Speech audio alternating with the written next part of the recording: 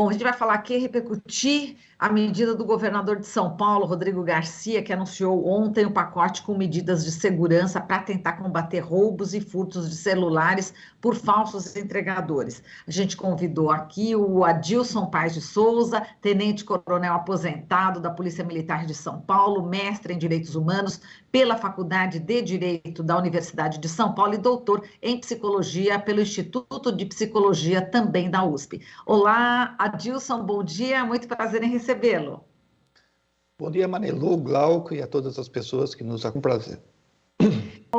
Adilson, a gente sabe que medidas foram anunciadas, né, depois da morte do jovem Renan Loureiro, de 20 anos, na zona sul de São Paulo, baleado na cabeça durante o assalto cometido por aquele motoqueiro, né, que fingia ser entregador. O governador Rodrigo Garcia, aqui de São Paulo, anunciou esse pacote, né, com medidas de segurança para tentar combater a ação desses falsos entregadores, né, que estão roubando, furtando celulares de pedestres e também matando, né? Entre as ações previstas para coibir esses crimes está a realização da Operação Sufoco, que conta com o reforço de agentes da Polícia Militar e da Guarda Civil Metropolitana nas ruas do estado para abordar motociclistas, motoqueiros aí suspeitos de crimes. E na ocasião, né, Adilson, ele disse o seguinte, eu vou repetir aqui a fala dele, que eu quero inicialmente repercutir com você essa fala do governador. Ele disse, aqui em São Paulo, o bandido que levantar a arma para a polícia vai levar bala da polícia, porque é isso que a sociedade está esperando, uma polícia ativa que dentro dos limites da lei vai agir com muito rigor em relação à criminalidade. Como é que você viu essa fala? Enfim, qual seria esse cunho, né, por trás dessa fala, na sua opinião? Marilu, com todo o respeito ao senhor governador do estado, me parece que ele está querendo ganhar votos com parcela significativa do eleitorado bolsonarista. E nós temos que tomar cuidado com isso. Quando ele fala isso, ele pode estimular policiais a atuar pelo confronto, pela eliminação das pessoas, como isso fosse sinônimo, ou seja, sinônimo de uma atuação efetiva da polícia. É perigoso. E se ele for governar com base no que a população espera da polícia, nós temos que tomar cuidado, porque parcela da população que se sente abandonada pelo Estado quer que realmente a polícia elimine pessoas ou atue com mais arbitrariedade, porque as pessoas estão desesperadas. Bom, Marilu, eu falo da experiência minha, né? Até hoje a Polícia Civil não fez nada em relação ao meu caso, né?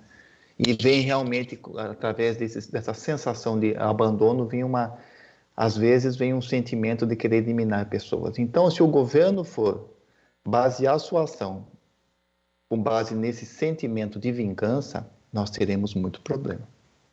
Exato. Agora, para quem não sabe, né, Adilson, você foi assaltado, sequestrado, né, perto do final do ano passado.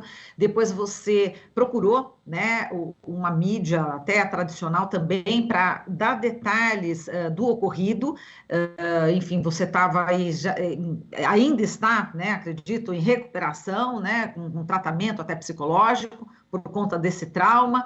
E o que você imaginaria, né, depois desse alerta que você deu em janeiro, inclusive, né, na mídia? Você fez esse alerta que você foi assaltado, sequestrado, enfim, teve a história, né, dessa transferência por Pix, que você na outra entrevista também já alertou que é preciso mudança, mas vamos falar sobre a sociedade. Aqui o governador falou, é isso que a sociedade está esperando, né? Quer dizer, eu sou sociedade, eu não estou esperando que, enfim, tenha esse confronto, né? No caso, como você falou, realmente bastante problemático, né? Para incentivar o policial a dar bala, enfim, atirar nas pessoas. Como é que você analisa esse momento, essa questão da sociedade? O que a sociedade, afinal, está esperando? Marilu, baseado no que aconteceu comigo, baseado no que aconteceu com outras vítimas no meu condomínio, e eu quero deixar bem claro que os meus problemas do condomínio não são os únicos, nós somos um microcosmos do que vem acontecendo. O Estado não faz nada, Marilu. E aí nós precisamos saber o porquê que o Estado não faz nada. Falta meios? Falta preparo? Nós não sabemos. O fato é que os crimes envolvendo, com o objetivo de transferência bancária com PIX, vem aumentando, não é de hoje, desde que foi instituído o PIX. Isso se tornou uma coqueluche, uma febre no meio criminal, por ser rápido, né? Eficiente, um meio rápido e eficiente de se conseguir dinheiro. Há relatos de pessoas que morreram em cativeiro porque não tinham muito dinheiro. Eu conversando com um taxista uma vez, ele falou isso aí. E, infelizmente, Marilu, acontece no nosso país de uma maneira muito triste e a história se repete. Precisa haver morte, precisa haver sangue para alguém querer tomar alguma providência.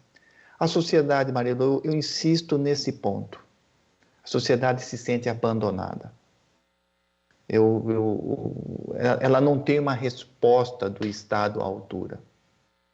Ela não tem uma resposta das autoridades no sentido de que, ok, aconteceu o crime comigo, nós vamos dar toda a assistência para você. Uma das formas de assistência para uma vítima é uma solução do crime da melhor maneira possível, levando essas pessoas presas e desmantelando essa cadeia do crime, essa linha de produção do crime. Isso não acontece.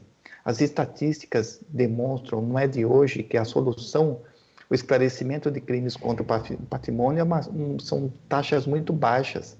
Isso gera impunidade. Baseado na minha experiência, isso não aconteceu comigo, mas com vizinhos, eles não conseguiram fazer boletim de ocorrência, Marilu. Nos últimos casos, o fato foi quinta-feira de madrugada, um vizinho conseguiu fazer boletim de ocorrência na segunda-feira. Nem registrar o fato consegue. Por que isso está acontecendo? Será que esse tipo de problema vai se resolver com a polícia atirando? É a falsa percepção de eficiência de uma atuação policial que não vai resolver nada. E Adilson, de acordo com o governador aqui de São Paulo, atualmente são 5.000 policiais que patrulham diariamente a cidade, mas o efetivo vai para 9,7 mil agentes por dia, né? Quase dobrar. E também o governo paulista definiu com as empresas de entregas por aplicativo um sistema de fiscalização dos entregadores, né? Como é que você vê também essa quase duplicando aí o número de policiais nas ruas? Você sempre está falando a respeito do número insuficiente já de policiais há décadas, né? Você acha que isso vai resolver o problema? Como é que você...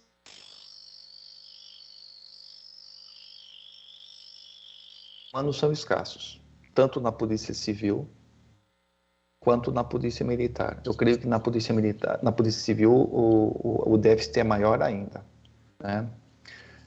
Não é de hoje. Eu acho que nós estamos, enquanto sociedade, focando no Estado de São Paulo, pagando uma conta de uma expansão de unidades da polícia de uma maneira não técnica. Muitas unidades da polícia foram criadas sem ter aumento efetivo da polícia. Então toda vez que você cria um batalhão, você tira pessoas da rua porque tem aquele suporte administrativo, a guarda das instalações físicas. E foram criadas várias unidades por fins eleitoreiros políticos, por promessas de campanha e até mesmo por influência política. Tem 2 cidades do interior de São Paulo que são distantes, acho que não chega a 100 quilômetros, isso década de 90 do século passado. Para você ter uma ideia, foi criado um batalhão de uma unidade, a base política, os deputados que eram ligados a outras cidades, falou, por que você criou lá e não criou aqui? Então, para aplacar essa insatisfação, criou-se um outro batalhão a 100 quilômetros de distância. Então, às vezes, a expansão de unidades por critérios não técnicos, não levando em conta que isso vai reduzir o número de efetivo nas ruas, é um tiro no pé, porque você cria a unidade e passa para a população, criando novas unidades. vai ter mais gente na rua, que é isso que precisa, é isso que se espera da Polícia Militar. A prevenção do delito através da presença efetiva do homem na rua uniformizado. E não vai ter, porque falta efetivo. Desde a década de 90 do século passado, nós não temos efetivo real, aumento de efetivo real das polícias. Imagina o quanto que mudou as dinâmicas da cidade. Isso é perigoso. Agora, Marilu, nós temos que entender o que significa esse aumento de efetivo, né? Essa é uma medida que veio para ficar? Ou essa é uma medida para dar uma resposta para a sociedade, uma vez que houve a morte de uma pessoa e daqui a 2, 3 meses não haverá mais isso? Porque os problemas vão acontecendo. E que vai demandar mais ação da polícia. Essa é uma pergunta que fica. Até que ponto nós vamos solucionar o problema? E será que a questão policial é a única questão envolvida na solução desse problema?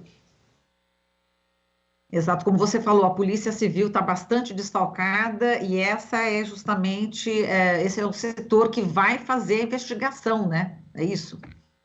Marilu, olha, baseado na experiência que eu tive, o roubo em casa, o sequestro para fins de Pix, que eu fiquei no cativeiro, foi em outubro do ano passado. No começo do ano eu escrevi um artigo na Folha, estou citando o nome do veículo de comunicação. E no artigo eu escrevi, vai acontecer mais crimes. Porque não tem investigação, ninguém está fazendo nada, nós fomos abandonados. Em outubro, fizeram uma transferência de Pix. Ou seja, tem quem recebeu o Pix, porque o dinheiro não voltou na minha conta. Até hoje não foram atrás dessa pessoa. Que era uma linha de investigação. Então, Marilu, a impunidade estimula. Esses jovens estão cometendo o crime porque eles têm a certeza de que não serão pegos. Essa é a questão. Vai adiantar e aumentar o efetivo da polícia nas ruas? Pode até aumentar, mas a polícia não pode estar em tudo quanto é lugar. O Cesare Beccaria já escreveu lá atrás, há muito tempo, que a impunidade é o fator de estímulo do crime. E se não tem uma investigação rápida e eficiente, o crime vai continuar acontecendo, porque quem pratica o crime vai falar, está valendo a pena. O risco é baixo, a chance de eu ser pego é quase nula, está valendo a pena. E é isso que está acontecendo, a impunidade, Marilu. Agora, a respeito do jovem, né, do que matou, né, o outro jovem, o Axel Gabriel de Holanda Pérez, ele tem passagem por roubo, receptação, inclusive quando ele era menor de idade, né? Também por posse de arma. Como é que você viu? Eu sei que você já analisou o histórico, né, desse jovem, né, que assassinou o outro jovem, esse que se passou por falso motoqueiro, falso entregador. Como é que você também analisa a questão, enfim, desse suspeito? Primeiro, Marilu, ele deve sofrer as reprimendas legais que todo cidadão que comete crime deve sofrer. E principalmente com essa prática delitiva, né? Deve ser uma reprimenda qualificada nos termos da legislação penal. Um jovem que começa a praticar delito aos 12 anos, e segundo uma notícia que eu li num portal de notícias, já tem 10 registros na sua ficha criminal, esse jovem é o exemplo claro de que o nosso sistema prisional, e aqui, prisional lato sensu, porque ele passou pela Fundação Casa também, né? Então, vamos entender isso lato sensu para não entrar em muitos termos técnicos. É falido. A pena, qualquer pena no direito, quando alguém pratica um crime, então estamos falando aqui da esfera do direito penal, ela tem dupla finalidade. Punir o infrator, ou seja, retirá-lo do seio da sociedade, e ressocializar. Essa segunda finalidade da pena não existe. O que acontece com esse jovem mostra o seguinte, o sistema ele não está corrigindo, ele está agravando. Agora, Marilu, se o governo do estado de São Paulo foi atuar de acordo com o que a sociedade quer, nós vamos ver surgir, espere, daqui a pouco nós vamos ver aparecer, vir à tona novamente as PECs para redução da maioridade penal, como se isso fosse resolver o problema. Está vendo? Desde os 12 anos rouba, não acontece nada. Reduz a maioridade penal para 16, para 14, que só assim nós vamos combater o crime. você vai ver que vai aparecer esse discurso como se fosse eficiente para combater a criminalidade. Esse jovem, e aí tem que analisar o porquê que ele ainda não está recolhido, né? Esse jovem, ele poderia ser alvo de uma medida, algo semelhante a uma medida de segurança, e está recolhido ao estabelecimento prisional desde então, porque ele está comprovado que não pode viver no seio da sociedade. Lembra do caso do Champim, aquele jovem que praticou aquele crime de ontem com um casal em Bugaçu? Ele está apartado da vida da sociedade até hoje, com uma medida protetiva, como se fosse cumprindo pena, digamos assim. Por que isso não pode ser aplicado contra esse jovem que, se comprovar que ele não tem condições de viver em sociedade? Então, nós temos que tomar cuidado. Essa notícia sobre esse jovem, os dados aí sendo verídicos, sendo factíveis, demonstra que o sistema está gerando cada vez mais criminoso. Não está resolvendo a questão, não está, o lado da ressocialização do preso é falho, e o sistema está gerando cada vez mais problema do que solução. É a falência do sistema corretivo, digamos assim, que envolve tanto a situação casa como o sistema prisional. Exato. E essa parceria também do governo do estado com prefeituras, né? Tinha a chamada Operação Delegada. Como é que você também está vendo? Tem que ver esse aumento afetivo, como é que ele virá. Virá no bojo de operações delegadas? Porque, Marilu, essa operação delegada também há muito tempo vem sendo empregada. É um convênio entre prefeituras e o governo do estado de São Paulo. No estado de São Paulo, que foi o pioneiro nesse projeto, o estado de São Paulo, através desse convênio que existe, o município paga para o estado para que o policial trabalhe na hora de folga na fiscalização do comércio de mercadorias irregular, o vendedor ambulante irregular.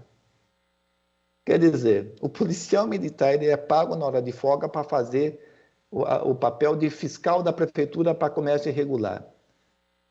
No meu ponto de vista, isso é inconstitucional, porque não é papel da polícia exercer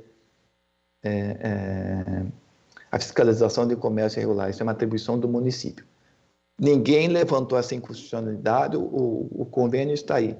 Mas, Marilu, num cenário que tem pouco efetivo, o que eu devo privilegiar? O combate ao comércio irregular de mercadoria ou ao combate aos crimes mais graves, como crime de patrimônio, PIX, etc., homicídio? Porque vamos dar uma nova roupagem a essa operação delegada.